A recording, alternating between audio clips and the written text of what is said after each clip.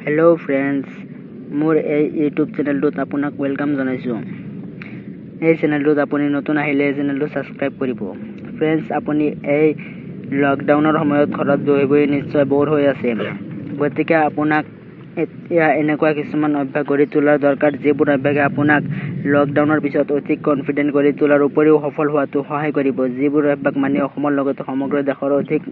মানুহে নিজৰ সপোন পুৰা কৰিব পাৰিছে আপোনাৰ মাজত সফলতাৰ গুণ আছে সেই কাৰণে আপুনি এই ভিডিঅ'টোত ক্লিক কৰিছে গতিকে বলক আজি আমি জানি লওঁ এনেকুৱা কিছুমান অভ্যাসৰ বিষয়ে যিবোৰ অভ্যাস মানি চলিলে আপুনি অতি সহজেই সফলতা লাভ কৰিব পাৰিব নাম্বাৰ 1 সাইলেন্স ৰাতিপুৱা শুই উঠাৰ পিছত সাইলেন্স থকা অতি প্ৰয়োজন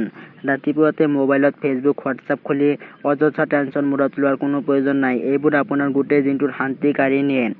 গতিকে ৰাতিপুৱা সাইলেন্স থাকিবলৈ চেষ্টা কৰক সাইলেন্স থাকিবলৈ আপুনি মুক্ত ঠাইত গৈ মেডিটেশ্যন বা যোগা কৰিব পাৰে দ্বিতীয়তে এক্সাৰসাইজ মেডিটেশ্যন কৰাৰ পিছত এক্সাৰসাইজ কৰা অতি প্ৰয়োজন কাৰণ এক্সাৰসাইজ কৰিলে মানসিক অস্থিৰতা কমে লগতে আপোনাৰ অতি প্ৰিয় দেহটো ভালে থাকে আপোনাৰ দেহ ভালে থাকিলেহে আপুনি সুস্থতাৰে কাম কৰিব পাৰিব সেই কাৰণে সদায় নিজৰ দেহৰ প্ৰতি যত্ন লওক দেহ ভালেটো সব ভাল এক্সাৰসাইজ কৰক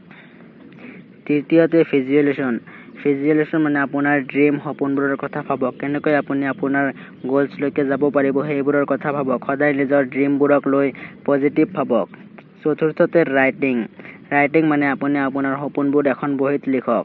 লিখিলে আপোনাৰ সাবকনসিয়াস মাইণ্ডত আপোনাৰ সপোনবোৰ সোমাই পৰিব তেতিয়া আপুনি আপোনাৰ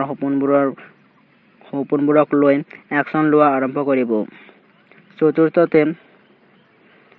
সদায় নিজৰ ওপৰত বিশ্বাস ৰাখক কেতিয়াও হাৰ নামানিব আপুনি পৰিশ্ৰম কৰি যাওক সফলতা আপোনাৰ ওচৰত অকলে আহিব ভিডিঅ'টো ভাল লাগিলে এটা সৰুকৈ লাইক কৰি চেনেলটো সাবস্ক্ৰাইব কৰিব থ্যাংক ইউ